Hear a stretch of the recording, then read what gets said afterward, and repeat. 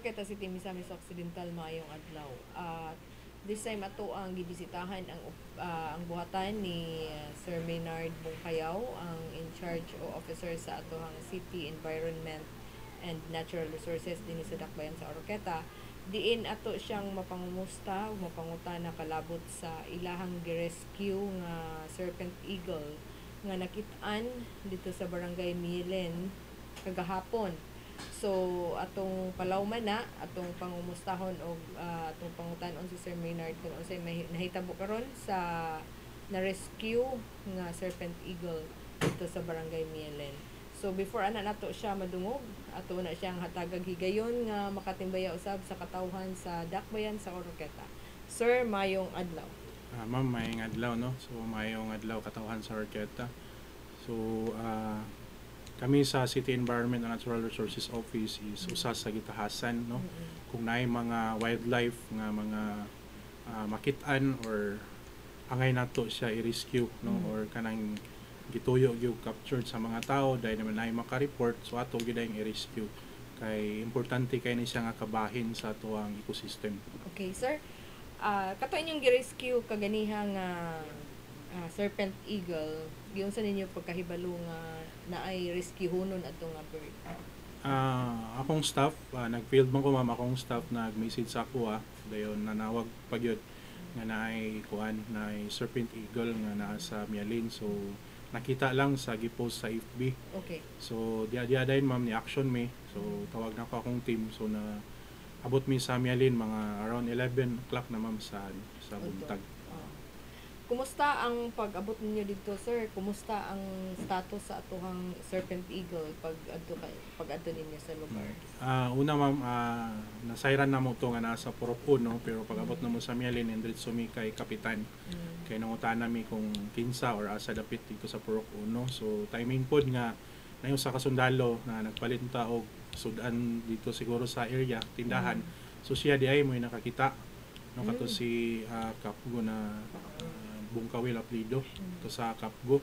So pag balik na mo silang kampo, nakita na mo gyud na luya ang mao nga kuan nga langgam. So timing kay pod kay last week, no, bago lang kong nahuman og training for wildlife enforcement officer. So gitudluan mi unsaon pag-handle kung naay i-rescue namo. So moto kadala mig lampin, then nagdala pa gid mig gloves kay abi namo og kanang risky jud kayo, no. So dili malikayan maluya ta kay luya pud siya, no, tungod kay naa siya kinabuhi. So moto giputos na mo glampin kay mo man siya kuan gyud standard protocol nga tanan nga natay rescue natay protocol unsaon. So moto so luya gid siya, no, sa pagkakuan sa pagkakita na mo sa langgam gani di kay siya maglihok-lihok. Tungod kay naa siya kuan injury sa iyang tuo, no, tuo nga ano niya nga tiil niya. So moto pagbaba na mo gipahatod na ko diretso sa sentro, kaya ang protocol man god pag makuha na mo as mga wildlife enforcement officer kung maka-capture mi maka-rescue, amo din ang i-turn over dito sa sa Community Environment and Natural Resources Office. So inana ang gibuhat una namo. Okay. Pag hatod ninyo kaganiha sa Senro, kay ang niya kay malibog ang tao, ang Senro is Community Environment and Natural Resources. Ang inyo diri City Enro. So gi-spell out gyud ang city para dili siya malibog. Paghatod ninyo, sir, sa City Enro, ilahang gidawat ang katong serpent eagle nga luya gid siya. Okay ma'am. Yes ma'am, with the coordination, so nakita man nga luya, sumoto with my staff ni adto na lang dayon sa Provincial Veterinary Office para matagaan siya or matanaw sa mga doktor na to dito kung unsay sitwasyon.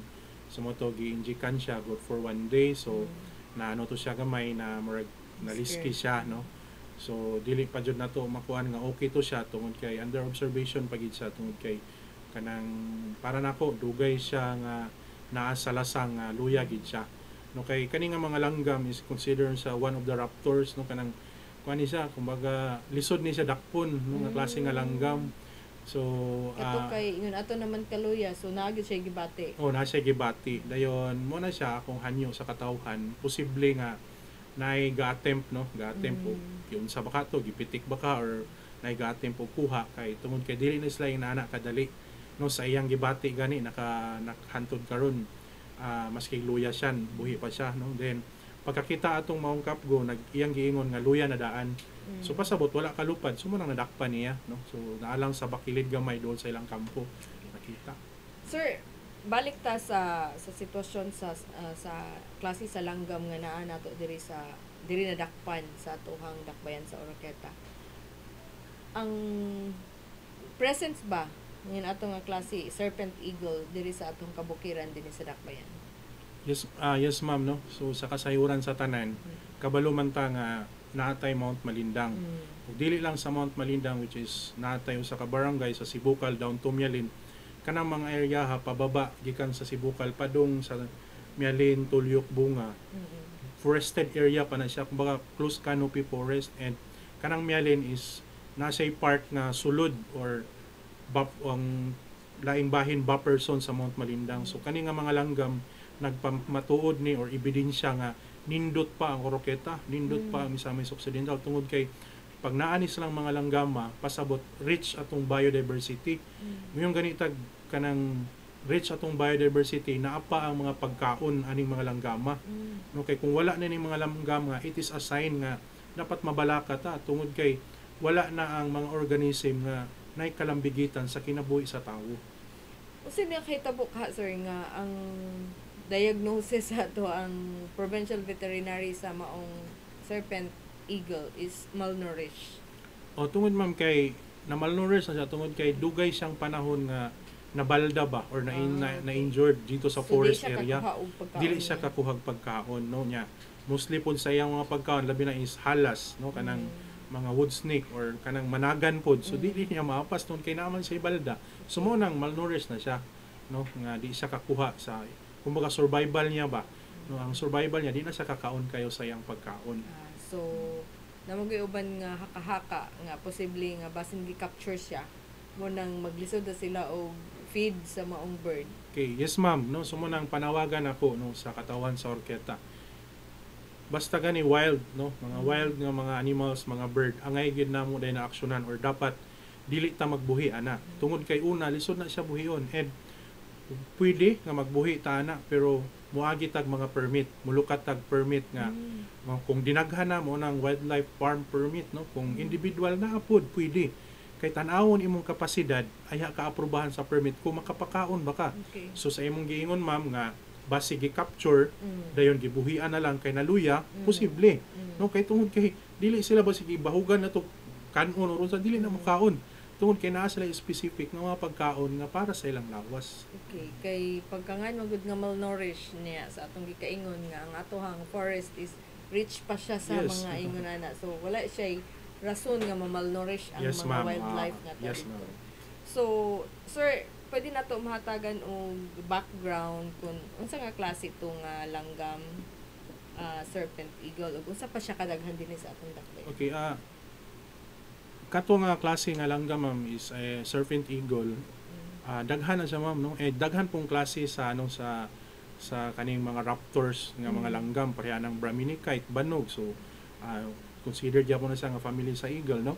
So katong kanang Serpent Eagle is maskin kami no sa office or sa mga tao nga inigsaka namo sa mga kabukiran mo na kasagara nga makita nato no. Kumbaga sa level of conservation naman tay critically endangered katong dili dako kay na sag fine kung mapriso jud ka no, kung baga di na siya pwede kwaon dayon endangered Naata na dire. nagkagamay.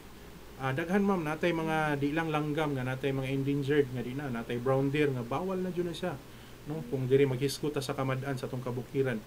Kato siya nga langgam ang Serpent Eagle nga nakita ka ganina is less pa yang conservation no less concern tungod kay daghan pa siya no. So daghan pa siya pero dili pod mo ingunta nga daghan nga pwede na to siya kuanon hilabtan no. So gibawal gyapon siya nato nga dakpon. No, kay naman siya sa wild. Tanan nga naa sa wild, bawal na to buhion kung wala tay kaukulang permit nga gihawiran.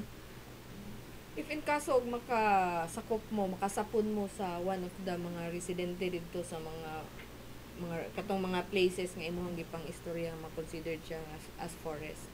sir, na ay kaakibat ba to siya nga mga penalty? Yes ma'am, no, natay mga penalty ana, pero kay sa ato man gud usahay labi na kay makita na to diri nga daghan patag mga langgam usay ang tao kay mura para sa ila nga himong pet ba, no, pero mo na no, constant atong information drive dayon warningan lang nato ang mga tao dayon ato dayong i-capture atong kwaon kay para atong i-turn over sa DNR Sinro ug unsay mga desisyon kung wala lay gibati pareha adto kato pagkaugma or ganiha gani no, pag abot na mo sa Sinro mo decide dayon mi nga buhian magsabot mi kung asa buhian, basta wala lang siya diferensya dapat buhian na to siya sa iyang natural nga habitat para makabalik dayon siya.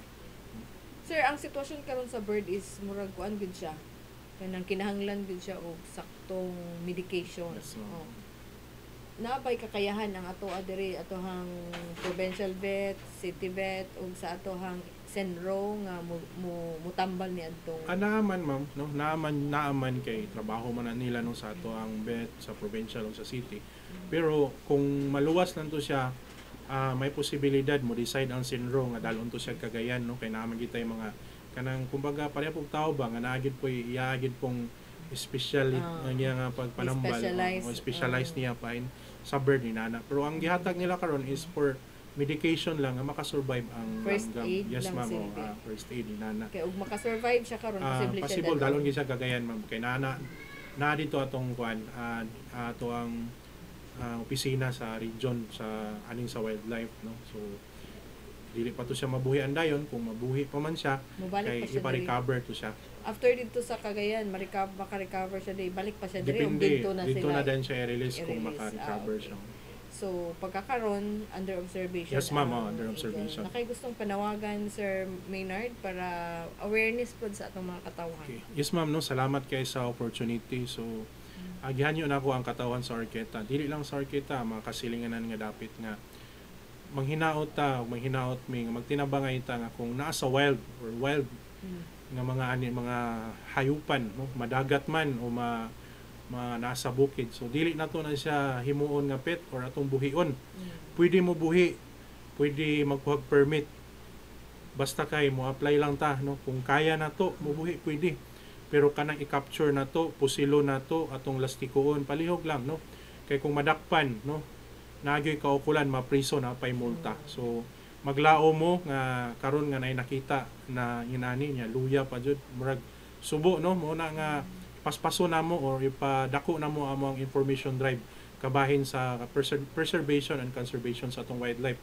Kay kung wala ta masayod para nato langgam lang na, halas lang na unsa pa man na, pero dako kay na siya kalambigitan sa ato ang panginabuhi or sa ato ang kinabuhi no diri sa orketa no, o di lang sa orketa kundi sa tibuok nasod nato kay dako kay silang party no sa atong survival no, sa ato ang we are interconnected to each other no, so na sila yung mga kabahin o role sa kinabuhi nga nung langgam sila unya ang pinaka highest form of animal ang tao mo nang dapat magtinabangay ta para sa pag-preserve ug pag-conserve sa atong wildlife. Kay timaan kini na kung daghan pa ang wild nga mga hayupan sa bukid o sa kadagatan, timaan kini nga angay nato ipanghambog sa orketa nga nindot ang orketa, nindot ang misop tungod kay mao siya basihan no or sukdanan or barometer nga nindot pa ang Misamis Occidental labi na ang Oroqueta City. Dili pa upaw ang Yes atong ma'am. kabukid. Yes ma'am.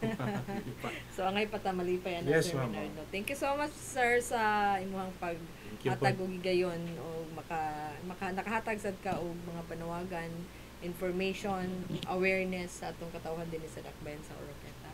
So gikan na lang diri nanukad sa buhatan mismo sa City Enro ba ni Sir Maynard Bongkayaw. Ako si Joanne Antasuda. Maayong adlaw.